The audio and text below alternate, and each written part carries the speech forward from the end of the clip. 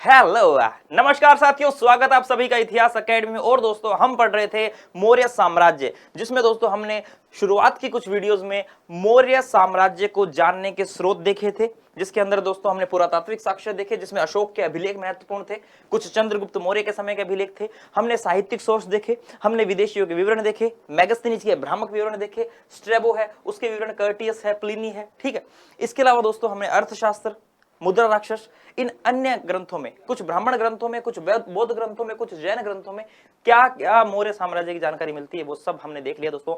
अब हम शुरू करने वाले हैं दोस्तों चंद्रगुप्त मौर्य, जो कि मौर्य साम्राज्य का संस्थापक था। ठीक है दोस्तों, देखिए दोस्तों चंद्रगुप्त मौर्य, आज हम जानेंगे उत्पत्ति और प्रारंभिक जीवन।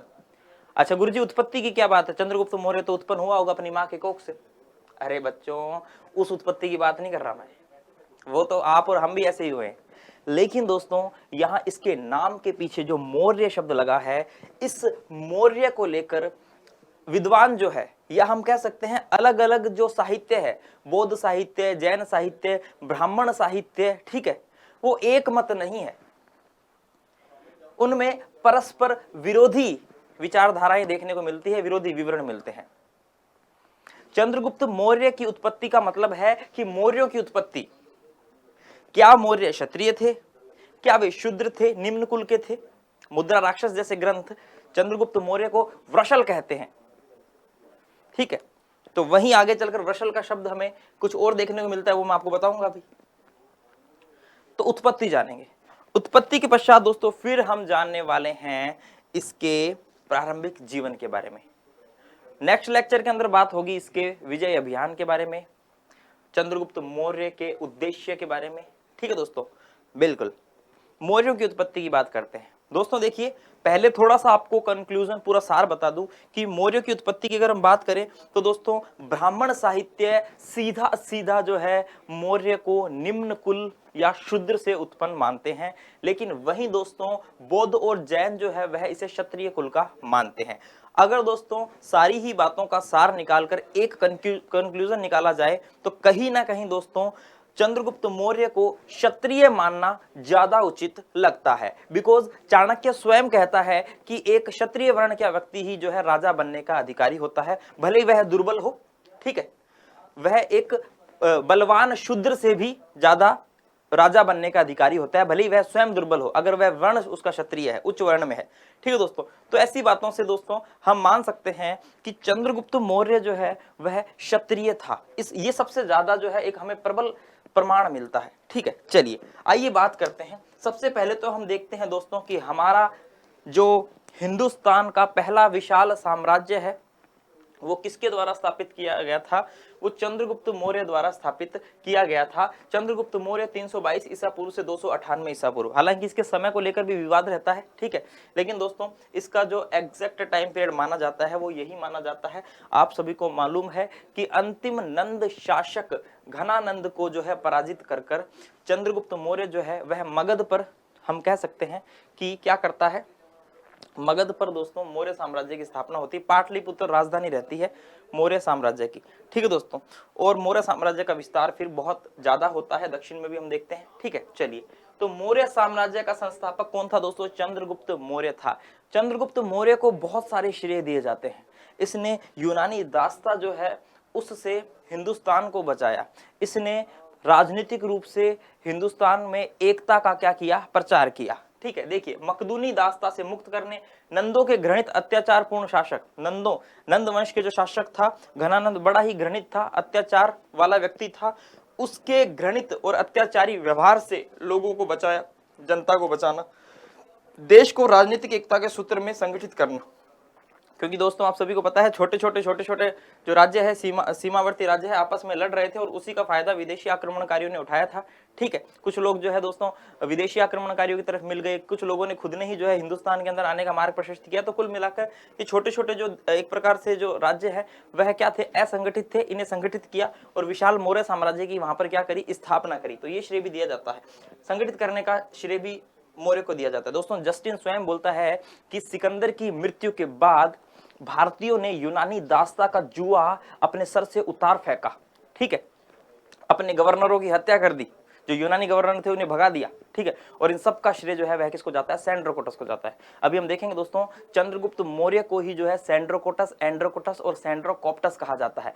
इन नामों का जो संबंध है, ये जो यूनानी नाम है, ग्रीक नाम है, इन नामों का संबंध विलियम जोन्स ने 1793 के अंदर दोस्तों चंद्रगुप्त मौर्य के संदर्भ में बिठाए थे कि ये जो नाम है सेंड्रोकोटस, एंड्रोकोटस, सेंड्रोकोप्टस, ये और कुछ नहीं है, ये चंद्रगुप्त मौर्य के ही नाम है। ये बात किसने कही दोस्तों? ये विलियम जोन्स ने कही थी, ठीक है दोस्तों। बात करेंगे आगे, टेंशन मत लीजिए, मजा आने वाला है। चलिए दोस्तों, तो हम यहां देख रहे हैं, अभी हम ये भी देखेंगे कि आखिर कौटिल्य ने चंद्रगुप्त मौर्य को प्रशिक्षण क्यों दिया। 8 वर्ष तक प्रशिक्षण देता है दोस्तों। एक बालक जो राजकीलम खेल खेल रहा होता है, उसके मस्तिष्क पर भावी राजा के चिन्ह कौटिल्य को दिखाई देते हैं और कौटिल्य उसे अपने साथ तक्षशिला लेकर चलता है। तक्षशिला जो कि मौर्य साम्राज्य के समय में दोस्तों एक शिक्षा का महत्वपूर्ण केंद्र हुआ करता था, जहां चाणक्य स्वयं एक आचार्य हुआ करते थे। दोस्तों 8 वर्ष तक प्रशिक्षण दिया, अस्त्र शस्त्र विद्या मस्तिष्क से उसे निपुण किया और दोस्तों खड़ा कर दिया फिर चंद्रगुप्त मौर्य को। और चंद्रगुप्त मौर्य ने हम कह सकते हैं नींव रखी विशाल साम्राज्य की, जिसकी सहायता की थी चाणक्य ने, कौटिल्य ने, विष्णुगुप्त ने, जिसे पुराणों में द्विजर्षभ श्रेष्ठ ब्राह्मण कहा जाता है, चाणक्य ने। चलिए दोस्तों, तो चाणक्य के बारे में हम बहुत कुछ जान चुके हैं। चलिए दोस्तों आगे बात करते हैं। आइए देखिए दोस्तों, गूज बम्स होते हैं गूज बम्स होते हैं ना, अक्सर कई बार वो ऐसे खड़े हो जाते हैं। क्यों? क्योंकि एकदम ऐसे जोश से जो है दोस्तों अंदर से निकलता है, यस, है ना। जब भी कोई ऐसी बात आती है दोस्तों गर्व की, तो दोस्तों ऐसा हो जाता है। भाई इतिहास लवर्स के तो होना ही चाहिए, है ना। बात बताते बताते क्या हो जाना चाहिए, जोश आ जाना चाहिए। चलिए दोस्तों, कोई बात नहीं।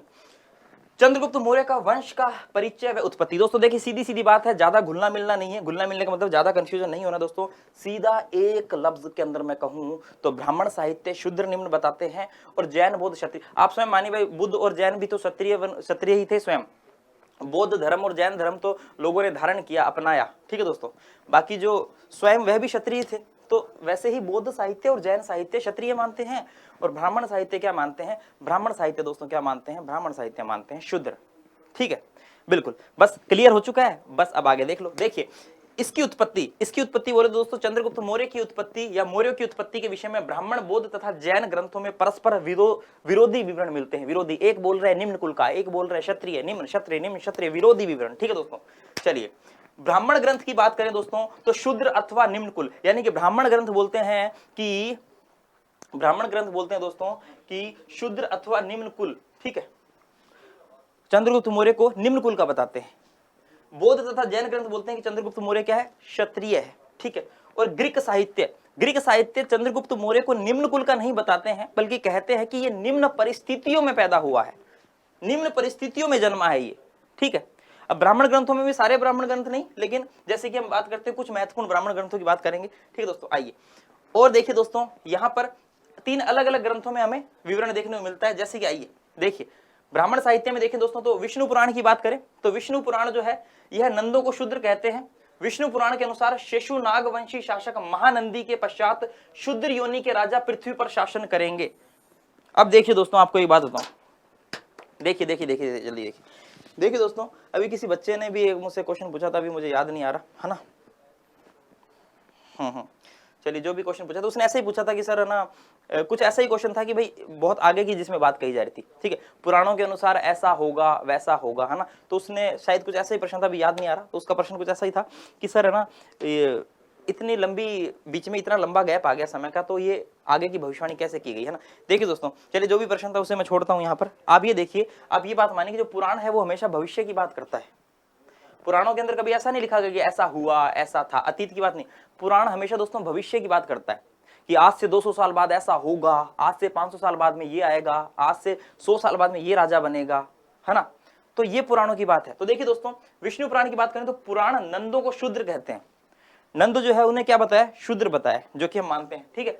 विष्णु पुराण के अनुसार शेषु नागवंशी शासक महानंदी के पश्चात शूद्र योनि के राजा पृथ्वी पर शासन करेंगे। देखिए, इसी आधार पर दोस्तों माना गया है कि अब इनके बाद, नंदों के बाद जो व्यक्ति आएगा, देखिए, शूद्र योनि के राजा पृथ्वी पर शासन करेंगे। ये पुराण जो है वो हमेशा भविष्य तक की बात बताता है, पीछे की नहीं बोला किया था ऐसा नहीं, वो पहले ही भविष्य की बात बताता है, ठीक है। उसके अकॉर्डिंग फिर हम आगे जो आता है उसको हम मान लेते हैं कि भाई पुराण में यूं बोला है कि भाई इसके बाद में शूद्र आएंगे, तो इसका मतलब चंद्रगुप्त मौर्य जो है वो शूद्र है। तो इसने क्या बोला कि शूद्र योनि के राजा पृथ्वी पर शासन करेंगे, इट मींस नंदों के बाद में आया कौन? चंद्रगुप्त मौर्य, और उसको क्या मान लिया? शूद्र, अकॉर्डिंग टू पुराण, क्योंकि पुराण ने कहा था उसके बाद में शूद्र योनि के राजा पृथ्वी शासन करेंगे। विष्णु पुराण के टीकाकार है दोस्तों श्रीधर स्वामी। श्रीधर स्वामी ने चंद्रगुप्त को नंदराज की पत्नी मूरा से उत्पन्न बताया। मूरा की संतान होने के कारण वह मौर्य कहलाया। ठीक है, श्रीधर स्वामी टीकाकार है विष्णु पुराण का, जो क्या बोलता है कि भाई चंद्रगुप्त जो है वह मूरा नामक कन्या से उत्पन्न हुआ, और मूरा होने की वजह से इसका नाम क्या पड़ गया? मौर्य पड़ गया। इसके अलावा दोस्तों सबसे महत्वपूर्ण अगर एग्जाम में कुछ पूछा जाता है तो मुद्रा राक्षस का पूछा जाता है। घोट लेना इसको, एग्जाम में सीधा क्वेश्चन आएगा कि चंद्रगुप्त मौर्य को वृषल किस ग्रंथ में कहा गया है? वृषल यानी कुलहीन किस ग्रंथ में कहा गया है? वृषल यानी कुलहीन किस ग्रंथ में कहा गया है? तो दोस्तों मुद्रा राक्षस।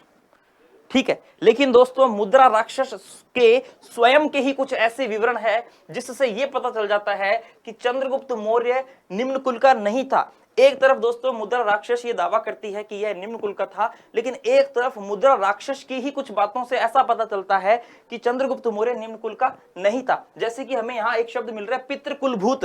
ठीक है, अब देखिए मुद्रा राक्षस दोस्तों विशाख दत्त का ग्रंथ है। विशाख दत्त के मुद्रा राक्षस नामक नाटक में चंद्रगुप्त को नंदराज का पुत्र माना गया है। लेकिन दोस्तों यहां पर मुद्रा राक्षस के विवरण से ही पता चलता है कि चंद्रगुप्त नंदराज का वैध पुत्र नहीं था। वैध पुत्र होता तो फिर यह शब्द नहीं आता पितृकुलभूत, कि इसे पितृकुल बनाया गया। इसका मतलब है कि बनाया गया, इट मींस वैध नहीं था, इसे तो बनाया गया। ठीक है, किंतु इसके विवरण से यह प्रमाणित होता है कि चंद्रगुप्त नंदराज का वैध पुत्र नहीं था। मुद्रा राक्षस में दोस्तों चंद्रगुप्त मौर्य को वृषल कहा गया है, जिसका अर्थ लिया गया है कुलहीन, हीन कुल से। लेकिन दोस्तों वहीं अगर इसकी बात का खंडन करूं मैं, दोस्तों यही इसी बात का खंडन करूं तो ऐसा माना जाता है कि अक्सर कौटिल्य भी जो है मजाक मजाक में चंद्रगुप्त मौर्य को वृषल कह दिया करता था। और दोस्तों अन्य ग्रंथों में, बहुत सारे अन्य ग्रंथों में वृषल शब्द का जो अर्थ मिला है वह धर्मच्युत मिला है, यानी कि धर्म से मुख मोड़ लेना, उसको कहते हैं क्या? वृषल, न कि निम्न कुल के व्यक्ति को। जैसा कि दोस्तों हम देखते हैं कि चंद्रगुप्त मौर्य अपने जीवन के अंतिम समय में दोस्तों जैन धर्म जो है स्वीकार कर लेता है और संलेखना विधि से अपने प्राणों को त्यागता है। तो हो सकता है उसको वृषल इसलिए कहा गया हो क्योंकि वह अपना धर्म छोड़कर जैन धर्म स्वीकार कर लेता है, वह धर्मच्युत हो जाता है। धर्मच्युत होने की वजह से उसे वृषल कहा गया हो। इट मींस यह तो नहीं कि वह निम्न कुल का था। अगर आज मैं दोस्तों हिंदू धर्म छोड़ के कोई और धर्म अपना लेता हूं तो इसका मतलब यह नहीं है कि मैं निम्न कुल का हूं। तो ऐसा माना जाता है कि वृषल का जो अर्थ है वह निम्न कुल से निकालने की बजाय वृषल का जो सही अर्थ है, जो अन्य ग्रंथों में भी मिलता है दोस्तों, वो मिलता है धर्म से मुख मोड़ लेना, या फिर अपने धर्म के अनुसार जो आचरण नहीं करना, कोई और धर्म अपना लेना। ठीक है, तो हो सकता है इस वजह से कहा गया वृषल। लेकिन दोस्तों वृषल शब्द कुलहीन, निम्न कुल का होना, यह दावा गलत साबित लगता है। चलिए, मुद्रा राक्षस में नंद वंश के शासकों को उच्च कुल का तथा चंद्रगुप्त को निम्न कुल वृषल कुलहीन कहा गया है, ये बात आप याद रखना। ठीक है, चलिए आगे देखते हैं। मुद्रा राक्षस के टीकाकार है धुंडीराज। धुंडीराज के अनुसार देखिए दोस्तों, धुंडीराज जो है वह एक अलग ही कहानी घड़ते हैं चंद्रगुप्त मौर्य को निम्न कुल का साबित करने के लिए। वो बोलते हैं कि भाई साहब स्वार्थ सिद्धि नामक एक क्षत्रिय राजा था।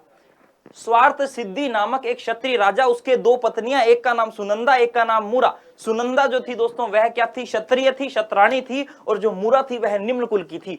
सुनंदा के 9 पुत्र हुए जो कि नवनंद कहलाए, और मूरा के 1 पुत्र हुआ जो कि मौर्य कहलाया, जो कि निम्न कुल का व्यक्ति था। ये कहानी किसने घड़ी है दोस्तों? ये घुंडीराज ने घड़ी है, उसके टीकाकार ने। और दोस्तों इस कहानी का हम कह सकते हैं, ये जो ग्रंथ है इसमें और चंद्रगुप्त मौर्य के समय में बीच में काल का अगर हम देखें तो काफी लंबा गैप है। ठीक है, काफी लंबा गैप है, इसलिए हम नहीं कह सकते एक तो समकालीन ग्रंथ कोई विवरण करे और दोस्तों एक 500-700 साल बाद का कोई ग्रंथ विवरण करे, तो दोस्तों फिर पूर्वाग्रहों से ग्रसित बातें हो सकती है, काल्पनिक बातें हो सकती है, क्योंकि दोस्तों उस समय हमें जो है स्पष्ट प्रमाण उपलब्ध नहीं होते। ठीक है, ये बात आपको याद रखनी है। ठीक है, चलिए जैसे कि दोस्तों हम मलिक मोहम्मद जायसी का उदाहरण देखते हैं। मलिक मोहम्मद जायसी जो है वो क्या लिखता है? पद्मावत ग्रंथ की रचना करता है। पद्मावत जिसमें वह रानी पद्मिनी की जो है क्या विवरण भी लिखता है। तो दोस्तों मलिक मोहम्मद जायसी ने जो पद्मावत लिखा था वो 1540 में लिखा था। ठीक है, 1540 के अंदर लिखा था। और दोस्तों रानी पद्मिनी की जो घटना है वो हम 1303 के आसपास देखते हैं। ठीक है दोस्तों, तो 1540 और 1303 लगभग दोस्तों कितना मामला बैठ जाता है, लगभग 200 से भी ज्यादा सालों का मामला बैठ जाता है। ठीक है, तो इतने साल बाद उसने जो है पद्मावत नामक बुक लिखी, तो दोस्तों वो बुक हम नहीं कह सकते कि वो क्या होगी, वह जो है प्रमाणित होगी। ठीक है दोस्तों, इस हिसाब से हम कह सकते हैं। ठीक है, याद रखिएगा। चलिए, तो धुंडीराज क्या बोलता है? धुंडीराज बोलता है कि भाई साहब स्वार्थ सिद्धि नामक क्षत्रिय राजा थे जिसके दो पत्नियां थी, सुनंदा तथा मुरा। सुनंदा तथा मुरा थी। सुनंदा जो थी क्षत्राणी थी जिसके 9 पुत्र नवनंद हुए, तथा मुरा जो है वह शूद्र थी जिसको वर्षलात्मजा कहा गया है, जिसका एक पुत्र हुआ जो कि मौर्य था, और यही कौन था? चंद्रगुप्त मौर्य था। ठीक है दोस्तों, ऐसी बातें यहाँ हमें देखने को मिलती है। आइए नेक्स्ट देखते हैं। इसके अलावा दोस्तों सोमदेव का कथा सरित सागर है और क्षेमेंद्र का है वृहत कथा मंजरी। यह भी जो है चंद्रगुप्त मौर्य को शूद्र उत्पत्ति बताते हैं, यानी कि मानते हैं कि ये शूद्र था, तथा उन्हें पूर्व नंदसुत यानी नंदों के वैधानिक पुत्र की संज्ञा भी देते हैं कि भाई ये नंदों का क्या था? वैधानिक पुत्र था। तो दोस्तों यहाँ पर हम देख रहे हैं ब्राह्मण साहित्य में पुराण है दोस्तों। इसके अलावा हमने मुद्रा राक्षस देखा, कथा सरित सागर देखा, क्षेमेंद्र की वृहत कथा मंजरी देखी। ये सारे ही जो ग्रंथ हैं यह चंद्रगुप्त मौर्य को दोस्तों क्या बताते हैं? निम्न कुल का बताने का प्रयास करते हैं। आगे देखेंगे दोस्तों बौद्ध साहित्य का साक्ष्य। तो दोस्तों बौद्ध साहित्य और जैन साहित्य दोनों ही क्षत्रिय मानते हैं। अब दोस्तों हम पढ़ लेते हैं। अब हम पढ़ लेते हैं मूल सार क्या है? भाई क्षत्रिय मानते हैं। आइए देखिए, बौद्ध ग्रंथों का प्रमाण मौर्य को क्षत्रिय जाति से संबंधित करता है। यहाँ चंद्रगुप्त मौर्य जो है वह क्षत्रिय वंश का कहा गया है। ठीक है, देखिए ये मौर्य कपिल वस्तु के शाक्यों की ही एक शाखा थे। जिस समय कौशल नरेश विड्डुब ने कपिल वस्तु पर आक्रमण किया, आप सभी को पता है दोस्तों, पीछे मैं पढ़ा चुका हूं, विड्डुब जब आक्रमण करता है तो शाक्य परिवार के कुल के लोग जो है कौशल नरेश के अत्याचारों से बचने के लिए हिमालय के एक सुरक्षित क्षेत्र में आकर बस जाते हैं। दोस्तों पीछे हमने बात की हुई है, इसकी पीछे हमने बात की हुई है, याद रखना आप। ठीक है, भूलना मत। आइए, यह स्थान मोरों के लिए प्रसिद्ध था, अतः यहाँ के निवासी मौर्य कहे गए। ठीक है, मौर्य शब्द मोर से ही निकला है जिसका अर्थ है मोरों के प्रदेश का निवासी। ठीक है दोस्तों, तो एक तरफ जहां मौर्य मुरा से उत्पन्न मौर्य निम्न कुल की कन्या से उत्पन्न माना जा रहा है, वहीं एक मौर्य शब्द का उत्पन्न मोरों से संबंधित बताया जा रहा है। दूसरी कथा में मौर्य नगर का उल्लेख हुआ है तथा यह बताया गया है कि यह नगर जिन ईंटों से निर्मित हुआ उनकी बनावट मयूरों के गर्दन के समान थी, अतः इस नगर के निर्माता मौर्य नाम से प्रसिद्ध हुए। इट मीन्स दोस्तों यहां बौद्ध साहित्य तो स्पष्ट बोल रहा है कि भाई साहब क्षत्रिय थे और क्षत्रिय ही थे। और कौन से क्षत्रिय थे? ये थे मौर्य क्षत्रिय, जो कि दोस्तों कपिल वस्तु के शाक्यों की ही क्या थी? एक शाखा थी। चलिए दोस्तों आइए, कहीं ना कहीं प्रमाणित माना जाएगा इनको ही आगे चलकर। महाबोधि वंश उसे राजकुल से संबंधित नरेंद्र कुल संभव बताता है जो मौर्य नगर में उत्पन्न हुआ था, और महावंश में चंद्रगुप्त को मौर्य नामक क्षत्रिय वंश से उत्पन्न कहा गया है। तो कुल मिला के बौद्ध ग्रंथ सारे ही क्षत्रियता के ऊपर बल दे रहे हैं, चंद्रगुप्त मौर्य की क्षत्रिय उत्पत्ति के ऊपर बल दे रहे हैं। महापरिनिब्बाण सूक्त में मौर्यों को पिपली वन का शासक तथा क्षत्रिय वंश का कहा गया है।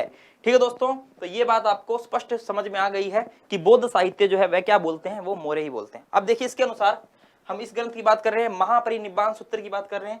तो दोस्तों इसके अनुसार बुद्ध की मृत्यु के बाद मौर्यों ने कुशीनारा में मल्लों के पास उनके अवशेषों का अंश प्राप्त करने के लिए राजदूत भेजकर अपने क्षत्रिय होने का आधार पर ही दावा किया। यानी मल्ल जो है वह क्या मांगते हैं? मल्ल जो है दोस्तों वह बुद्ध के अवशेष मांगते हैं, अस्थि अवशेषों में कुछ हिस्सा मांगते हैं और राजदूत भेजते हैं, और अपने क्षत्रिय होने के आधार पर वह दावा करते हैं। वो बोलते हैं हम भी क्षत्रिय हैं और ये भी क्षत्रिय, हम भी अहम भी क्षत्रिय, बुद्ध भी क्षत्रिय, हम भी क्षत्रिय है ना, हम भी क्षत्रिय हैं, ये भी क्षत्रिय, इसलिए हमें भी कुछ अंश दो। ठीक है दोस्तों, तो ये कहानी देखिए, यहाँ पर मौर्यों ने कुशीनारा के मल्लों के पास अवशेषों का अंश प्राप्त करने के लिए जो है गुहार लगाई थी। तो कुल मिला के यहाँ पर ये क्षत्रिय वंश का होना एक दावा यहाँ पर हमें देखने को मिलता है। महापरिनिब्बाण सूत्र प्राचीनतम बौद्ध ग्रंथ है, अतः इसे अपेक्षाकृत अधिक विश्वसनीय माना जा सकता है। ठीक है, तुलनात्मक रूप से अन्य ग्रंथों से हम इसे विश्वसनीय प्रमाणित बात मान सकते हैं। आइए दोस्तों, इसके अलावा दोस्तों अगर हम जैन साहित्य की बात करेंगे तो यहाँ पर एक प्रबल साहित्य, हमको एक प्रबल प्रमाण मिलता है, परिशिष्ट पर्वन। परिशिष्ट पर्वन जो है वह हेमचंद्र का है, सर्वाधिक महत्वपूर्ण है। इसमें चंद्रगुप्त को मयूर पोषकों के ग्राम के मुखिया की पुत्री का पुत्र बताया गया है। ठीक है, मुखिया के पुत्री का पुत्र या फिर मुखिया का क्या हो गया? दोहिता हो गया ना, दोहिता, यानी कि मुखिया है, इसकी बेटी है, बेटी का बेटा, यानी कि ये तो हो गया नाना, और इसका क्या हो गया? ये दोहिता हो गया ना, दोहित्र हो गया। तो हम कह सकते हैं कि मयूर पोषक के ग्राम के मुखिया का दोहिता बताया गया है या पुत्री का पुत्र बताया गया है मयूर पोषक ग्राम में। ठीक है दोस्तों, याद रखना। इसका मतलब क्या है? इसका मतलब दोस्तों यह भी क्षत्रिय बताना चाह रहा है। आवश्यक सूत्र की हरिभद्रीय टीका में भी चंद्रगुप्त को मयूर पोषकों के ग्राम के मुखिया के रूप में उत्पन्न कहा गया है। चलिए, तो एक प्रकार से बौद्ध और जैन साहित्य दोनों ही इसकी क्षत्रियता पर बल देते हैं। अब देखिए, उल्लेखनीय है कि जैन ग्रंथ नंदों को शूद्र बताकर उनकी निंदा करते हैं, जबकि वे मौर्यों की शूद्र उत्पत्ति का संकेत तक नहीं करते हैं। वह नहीं बताते कि मौर्य क्या थे, शूद्र थे। जैन तथा बौद्ध दोनों ही साक्ष्य मौर्यों को मयूर संबंधित करते हैं। इस मत की पुष्टि अशोक के दोस्तों लोरिया नंदगढ़ के स्तंभ से भी होती है। आप सभी को पता है दोस्तों, अशोक के स्तंभों पर जो है मौर्यों की आकृतियां उत्कीर्ण की गई है। सांची के स्तूप के आसपास भी दोस्तों हम मौर्यों की आकृति जो है उत्कीर्ण देखते हैं। हम देखते हैं दोस्तों मौर्यकालीन कलात्मक जो, या हम कह सकते हैं स्थापत्य का जो विकास हुआ, उसमें मौर्यों की आकृति, मयूरों की आकृति देखने को मिलती है। इट मींस दोस्तों यह बात कहीं ना कहीं सिद्ध होती है। देखिए, तो लोरिया नंदगढ़ के स्तंभ के नीचे के भाग में उत्कीर्ण मयूर की आकृति से भी प्रमाणित हो जाती है यह बात। इसके अलावा देखिए, सर्वप्रथम ग्रुनवेडेल महोदय ने यह बताया था कि मयूर मौर्यों का वंशीय चिन्ह है, या फिर हम कह सकते हैं राज्य चिन्ह, डायनेस्टिक एम्बलम है। ठीक है, इस कारण मौर्य युग की कलाकृतियों में मयूरों का प्रतिनिधित्व देखने को मिलता है। मार्शल का विचार है कि सांची के पूर्वी द्वार तथा अन्य भवनों को सजाने के लिए मोरों के चित्र बनाए गए थे। सांची के स्तूप के आसपास भी दोस्तों बहुत सारे हमें मोरों के चित्र मिलेंगे। ठीक है, और आपको जब मैंने सांची का स्तूप पढ़ाया था पीछे, तो उसके जो हम कह सकते हैं कि जो तोरण द्वार था, उस पर भी बहुत सारी सजावट के लिए पशु पक्षी बनाए गए हैं, और सामाजिक जीवन के कुछ दृश्य भी वहां पर दोस्तों हमें देखने को मिल जाते हैं। तो कुल मिला के हमने अभी तक जो पढ़ा, उसमें मैंने आपको ये बताना चाहा कि ब्राह्मण साहित्य निम्न कुल का बताते हैं चंद्रगुप्त मौर्य को, और बौद्ध और जैन साहित्य दोस्तों मौर्य क्षत्रिय मानने का क्या करते हैं, पर बल देते हैं। ठीक है, आइए इसके अलावा दोस्तों अगर हम कुछ विदेशी साक्ष्य देखें कि विदेशी साक्ष्य क्या कहते हैं, तो देखिए दोस्तों, विदेशी साक्ष्यों के अंदर हमें कुछ ग्रीक नाम मिलते हैं। जैसे कि हम यहाँ बात करते हैं, जस्टिन क्या लिखता है, जस्टिन लिखता है कि चंद्रगुप्त यद्यपि सामान्य कुलोत्पन्न, ठीक है, था, तथापि देवीय प्रेरणा से वह सम्राट बनने की महत्वाकांक्षा रखता था। स्पूनर ने मौर्य को पारसिक बताया है। ठीक है दोस्तों, स्पूनर बोलते हैं कि जो मौर्य थे वे पारसिक थे। ठीक है, ये विदेशी साक्ष्य है। इसके अलावा दोस्तों देखिए, ग्रीक साहित्य में चंद्रगुप्त मौर्य को अलग अलग अभिधानों से संबोधित किया गया है। ये नाम एग्जाम में अक्सर पूछे जाते हैं। आपसे पूछा जाएगा कि सेंड्रोकोटस, एंड्रोकोटस और सेंड्रोकोप्टस जो है, ये निम्नलिखित में से किस शासक के नाम है, तो आप सीधा सीधा उसमें बता सकते हो कि यह जो है ये ग्रीक नाम है जो कि चंद्रगुप्त मौर्य के हैं। ठीक है दोस्तों, इसके अलावा अगर आपसे पूछ लिया जाए कि सर्वप्रथम इन नामों की जो है, इन नामों का संबंध चंद्रगुप्त मौर्य से किसने बैठाया था, तो दोस्तों ये बैठाया था विलियम जोन्स ने 1793 के अंदर। देखिए, सेंड्रोकोटस कहता है एरियन, स्ट्रैबो और जस्टिन। एंड्रोकोटस कहता है एपियन तथा प्लूटार्क। ये एपियन या फिर एपियानुस आ जाएगा, एपियन बोल दो या एपियानुस बोल दो। ठीक है, इसके अलावा सेंड्रोकोप्टस, ये सेंड्रोकोटस है, ये कोप्टस है। ठीक है, फिलार्कस कहता है। सर्वप्रथम विलियम जोन्स ने 1793 को सेंड्रोकोटस की पहचान चंद्रगुप्त मौर्य के रूप में की थी। ठीक है दोस्तों, याद रखना। इसके अलावा उन्होंने मेगास्थनीज द्वारा उल्लेखित पोलीब्रोथा की पहचान पाटलिपुत्र की से की थी। ठीक है, तो ये विलियम जोन्स को श्रेय दिया जाता है कि इन नामों का तादाम्य चंद्रगुप्त के नाम से बिठाना, है ना। पहचान किसने करी भाई, ये नाम किसके थे। ठीक है, जस्टिन की बात से पता चलता है, मैंने आपको बताया था कि जस्टिन जो है, जस्टिन क्या बोलता है कि जस्टिन ने बताया था कि सिकंदर की मृत्यु के पश्चात भारतीयों ने अपने सर से यूनानी दासता का जुआ उतार फेंका और अपने गवर्नरों की हत्या कर दी, जो कि यूनानी गवर्नर थे, अपने गवर्नरों की हत्या कर दी, और इसका श्रेय जो है वह सेंड्रोकोटस को जाता है। ये जस्टिन बोलता है। तो सेंड्रोकोटस फिर कौन है भाई? भारत को राजनीतिक रूप से एकता में बांधने का काम किसने किया? मकदूनी दास्ता को दूर करने का काम किसने किया? चंद्रगुप्त मौर्य ने। अगर जस्टिन बोल रहा है कि ये काम सेंड्रोकोटस का, इट मीन सेंड्रोकोटस कौन है? कौन है दोस्तों? वो चंद्रगुप्त मौर्य ही है। ठीक है, तो ऐसे दोस्तों विलियम जोन्स ने जो है संबंध बिठाया था। एग्जाम में अक्सर क्वेश्चन पूछा जाता है। इसके अलावा दोस्तों अगर हम बात करें चंद्रगुप्त संज्ञा का प्राचीनतम एकमात्र अभिलेख साक्ष्य दोस्तों रुद्रदामन का जूनागढ़ अभिलेख है, और ना जाने कितनी बार एग्जाम में पूछा गया है कि ऐसा कौन सा अभिलेख है जिसमें अशोक और चंद्रगुप्त मौर्य का नामोल्लेख एक साथ हुआ है। यानी कि एक ही अभिलेख में अशोक का नाम भी मिलता है और चंद्रगुप्त मौर्य का नाम भी मिलता है। तो दोस्तों ये कौन सा ग्रंथ हो जाएगा? ये हो जाए, कौन सा अभिलेख हो जाएगा? जूनागढ़ का अभिलेख हो जाएगा। चलिए आगे देखें, क्या आगे देखते हैं। देखिए अब दोस्तों फाइनली हमने इतनी सारी बातें देख ली इधर उधर की।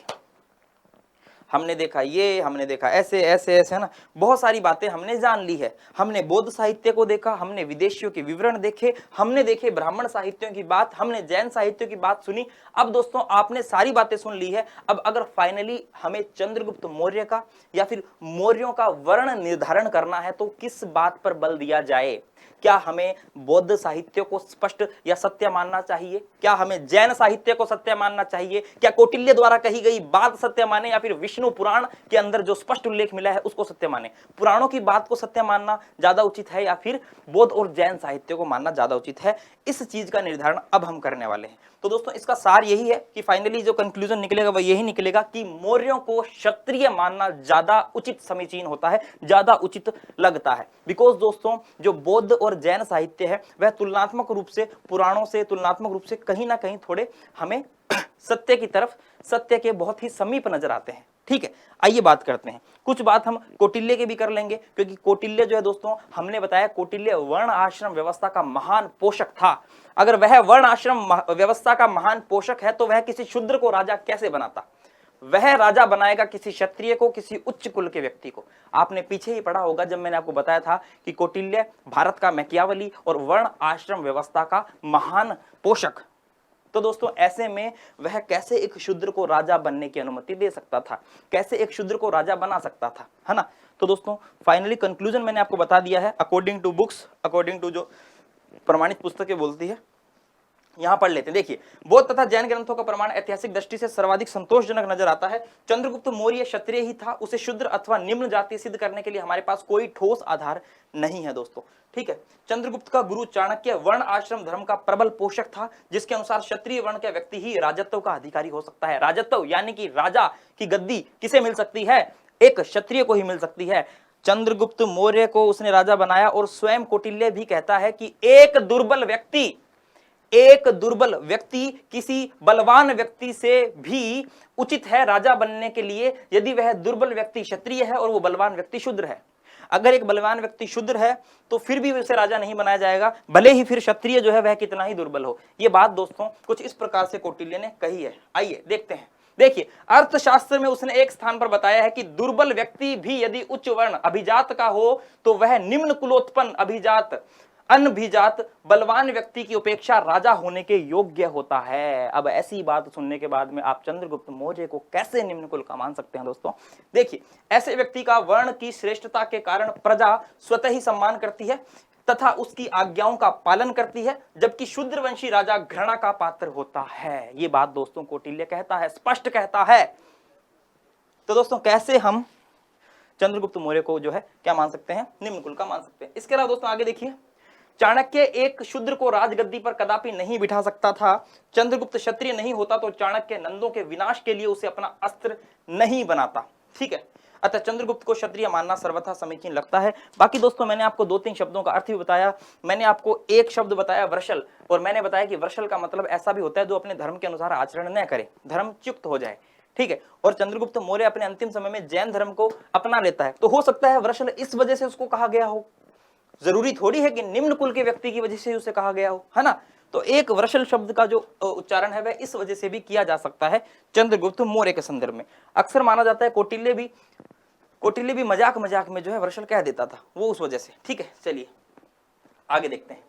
प्रारंभिक जीवन की बात करते हैं चंद्रगुप्त मौर्य की, और दोस्तों कल जो है हम फिर बात करेंगे इसके अभियानों की। ठीक है, आज जो है दोस्तों प्रारंभिक जीवन की बात करते हैं। देखिए, चंद्रगुप्त मौर्य के प्रारंभिक जीवन के ज्ञान के लिए दोस्तों हमें बौद्ध स्रोतों पर निर्भर रहना पड़ता है। बौद्ध स्रोत जो है वह संतोषजनक भी है और स्पष्ट प्रमाणित जानकारी भी उपलब्ध करवाते हैं। तो दोस्तों बौद्ध स्रोतों के अनुसार हम बात करें तो महावंश टीका के अनुसार चंद्रगुप्त का पिता मौर्य नगर का प्रमुख था। ठीक है, जब वह अपनी माता के गर्भ में था तभी उसके पिता की किसी सीमांत युद्ध में मृत्यु हो गई थी। ठीक है, किसी सीमांत युद्ध में मृत्यु हो गई थी तथा पाटलिपुत्र में चंद्रगुप्त का क्या हुआ था? जन्म हुआ था। ठीक है, आगे देखिए दोस्तों, जन्म के साथ ही वह एक गोपालक को लालन पालन हेतु सौंप दिया गया। हालांकि ये एग्जाम में नहीं आती है, बस एक हम पृष्ठभूमि बना रहे हैं। ठीक है, कि कैसे कैसे जो है वह चंद्रगुप्त मौर्य जो है चाणक्य के हाथ लगा। ठीक है, कैसे चाणक्य को मिला, हम उसकी पृष्ठभूमि बना रहे हैं। ठीक है, तो जन्म के साथ ही गोपालक को लालन पालन के लिए सौंप दिया जाता है, और कुछ बड़ा होने पर एक शिकारी उसे वह एक शिकारी के हाथों बेच दिया जाता है। यानी गोपालक से फिर वह शिकारी के पास आता है। वह प्रतिभा संपन्न था, इसलिए शीघ्र ही उसने अपने हम उम्र बालकों में प्रमुखता हासिल कर ली। दोस्तों एक खेल का नाम आता है जिसका नाम है राजकिलम, अक्सर पूछ लिया जाता है। एक दिन वह पाटलिपुत्र के निकट संभवतः विंध्यन क्षेत्र में राजकिलम राजकीय खेल में व्यस्त था। अब दोस्तों ये राजकिलम खेल क्या होता है? भाई राजकिलम एक खेल ऐसा है कि जिसमें एक व्यक्ति तो प्रतिनिधित्व कर रहा होता है, ठीक है, और बाकी जो सारे हैं वो उसकी बात मान रहे होते हैं। फॉर एग्जाम्पल छोटे छोटे बच्चों की मंडलियां हैं, छोटे छोटे बच्चे बैठे हैं, उसमें से एक छोटा बच्चा जो है वह सामने खड़ा है और वह जो है कुछ आदेश दे रहा है, ठीक है, एक प्रकार से उन सभी बच्चों का नेतृत्व करता हुआ नजर आ रहा है। ठीक है दोस्तों, देखिए तो ये जो एक प्रकार का राजकीय खेल कहा जा सकता है, जिसके अंदर दोस्तों एक व्यक्ति जो है अपने, एक छोटा बालक जो है अपने सम्मुख बैठे बालकों का क्या करता है, प्रतिनिधित्व कर रहा होता है। फॉर एग्जांपल आप 10-20 बच्चे बैठे, हम क्लास में देख, चलो एक छोटा सा उदाहरण ले लो भाई, क्लास के अंदर एक मॉनिटर बना दिया जाता है। अब भले ही 5वीं कक्षा हो, 6ठी कक्षा हो, एक मॉनिटर बना दिया जाता है भाई, जो समझदार हो, जिसमें नेतृत्व क्षमता हो, जो कक्षा को संभाल सकता हो, जिसके अंदर धैर्य हो, पेशेंस हो, जो आसानी से कंडीशन को डील कर सकता हो, उसे मॉनिटर बना देते हैं। और फिर वो क्या करता है, टीचर की अनुपस्थिति में पूरी क्लास का ध्यान रखता है और पूरी जो क्लास है दोस्तों उसे क्या करता है, उसे पूरा हम कह सकते हैं कि अनुशासन में बनाए रखने का प्रयास करता है। ठीक है, तो बस ऐसा ही दोस्तों, ऐसा ही ये राजकिलम खेल था जिसमें चंद्रगुप्त मौर्य जो है वह सभी बच्चों के अंदर एक नेतृत्व करता हुआ नजर आ रहा था। और दोस्तों ऐसे में दृष्टि पड़ जाती है किसकी, ऐसे में चाणक्य की दृष्टि पड़ जाती है चंद्रगुप्त मौर्य पे। चाणक्य जो कि दोस्तों एक श्रेष्ठ ब्राह्मण था, द्विजर्षभ था, उसने जो है भांप लिया था कि हाँ इस बालक के अंदर जरूर कुछ ना कुछ हम कह सकते हैं कुछ ना कुछ विशेष बात है और इस बालक में राजा बनने के कुछ योग्य गुण भी हैं। इस वजह से दोस्तों चाणक्य जो है इस चीज को भांपते हुए चंद्रगुप्त मौर्य को अपने साथ तक्षशिला ले जाता है और 8 वर्ष तक उसे प्रशिक्षण देता है। आइए दोस्तों देखते हैं, तो उसी समय सर्वप्रथम चाणक्य की भेंट चंद्रगुप्त से हुई और चाणक्य ने शिकारी को 1000 करशापण देकर चंद्रगुप्त को खरीद लिया। तत्पश्चात चाणक्य उसे तक्षशिला ले गया, जहां 8 वर्षों तक विधिवत शिक्षा देकर उसे सभी विद्याओं में निपुण बना दिया। अब दोस्तों इस प्रकार से चाणक्य जो है वह उसे सभी शिक्षाओं में क्या कर देता है, निपुण बना देता है। अब दोस्तों निपुण बना देता है तो उसके बाद में फिर क्या होता है, निपुण बनाने के पश्चात दोस्तों उसके बाद में चंद्रगुप्त मौर्य का अस्त्र के रूप में प्रयोग किया जाता है नंदों के, या फिर हम कह सकते हैं यूनानी दास्ता को दूर करने में। हम आगे पढ़ेंगे कि चाणक्य द्वारा चंद्रगुप्त मौर्य को तैयार करने के, उसे प्रशिक्षण देने के पीछे क्या कारण थे। तो दोस्तों उसको प्रशिक्षण देने के पीछे यही कारण था कि एक तो नंदों का जो घृणित या फिर हम कह सकते हैं कि अत्याचार पूर्वक शासन चल रहा था उसे समाप्त करना, और दोस्तों एक यूनानी दास्ता के जुए को उतार फेंकना। यूनानी जो शासन कर रहे थे, यूनानी क्षत्रप हम कह सकते हैं गवर्नर जो हिंदुस्तान के क्षेत्रों पर शासन कर रहे थे, उन्हें यहां से निकालना। और चाणक्य ने कहीं ना कहीं दोस्तों विदेशी शासन को गलत माना है कि कोई दूसरे जो लोग हैं अपने ऊपर शासन करें, ये गलत माना है, और इस वजह से जो है प्रशिक्षण भी देता है। तो कुल मिलाकर दोस्तों इन उद्देश्यों की हम बात करेंगे कल वाले लेक्चर में, और दोस्तों हम जानेंगे कि किस प्रकार फिर चंद्रगुप्त मौर्य जो है अपने अभियान करता है, किस प्रकार साम्राज्य विस्तार करता है, डिटेल से कल वाली क्लास में हम जानने वाले हैं। आज हमने जाना मौर्य की उत्पत्ति और चंद्रगुप्त मौर्य का प्रारंभिक जीवन। दोस्तों उम्मीद करता हूं कि आपको क्लास अच्छी लगी होगी, बेहतरीन लगी होगी, समझ में आ गई होगी। दोस्तों 1-2 बार देखोगे समझ में आ जाएगी। चलिए दोस्तों तो मिलते हैं नेक्स्ट क्लास में, तब तक के लिए जय हिंद, जय भारत, धन्यवाद।